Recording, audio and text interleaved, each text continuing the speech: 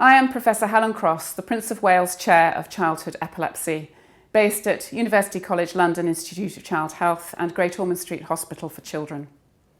I care for children with epilepsy. Epilepsy is a condition where the children are prone to recurrent epileptic seizures. In around 2/3 of them, we'll be able to control the seizures with medication. But in the further third, seizures continue with a significant impact on quality of life. In a proportion of these, who we carefully investigate, surgery may be an option, where we can take away the piece of the brain that is causing the seizures without causing further problems. However, our problem and our challenge is evaluating which area of the brain we can safely take. We utilise many investigations in deciding which area of the brain we should take, and that includes magnetic resonance imaging of the brain detailing structure, but also functional magnetic resonance imaging, looking at the bold signal in relation to EEG change or indeed movement or language. Interpretation of those scans can be problematic. What does the bold signal relate to? And what are the changes in blood flow we may see in relation to the seizures? This study evaluates what does happen with blood flow before and during seizures, and indeed what happens to the energy requirements. This will have a lot of implications for the future in interpreting the investigations we do, but also in understanding the changes that happen within the brain during and in between seizures, and therefore may have implications for our management of these children in the future. And now I'd like to hand over to David Carmichael, who will talk a little more about the study and what it involves. Hi, my name's David Carmichael, and I work as a reader in neuroimaging and biophysics at UCL's Institute of Child Health. So we've been engaged for a number of years now in studying epileptic activity in our children who go on and have surgery, as Helen explained. And we've been using methods that combine with EEG.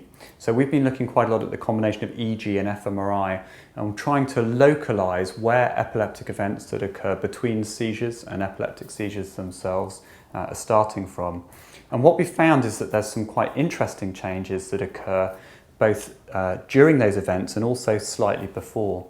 But as Helen was hinting at, fMRI changes aren't really specific. And what techniques such as near-infrared spectroscopy allow us to do is to instead measure quantitative changes in parameters such as oxy and deoxyhemoglobin. So what we want to do is to try and combine the EEG and measure these epileptic events and do so with more quantitative measurements. And we can do that with near-infrared spectroscopy actually on the ward because it's a portable device. And that should allow us to capture these events and really understand these dynamic changes that are occurring.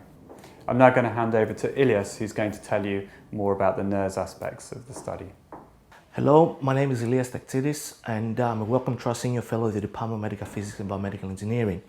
So another important arm of this study is the use of near-infrared spectroscopy. Near-infrared spectroscopy is an optical technique. It uses light, in particular uses near-infrared light. So what we do with the technology is that we emit near-infrared light through fiber optics to the head of our patient, and we collect the reflected light back to our systems. What happens to the reflected light is that it's being attenuated by the brain tissue. And in particular, certain chromophores in the brain tissue and the vascular system, the hemoglobins, they change their color, their absorption, depending on the oxygenation status. So what we can do with our technology is that we can monitor in real time, non-invasively, the oxygenation changes, the blood volume changes as well, and get an indication of changes in blood flow. This is of particular interest in this study, where we know that seizures and epileptic activity causes changes in brain oxygenation levels and brain blood flow levels.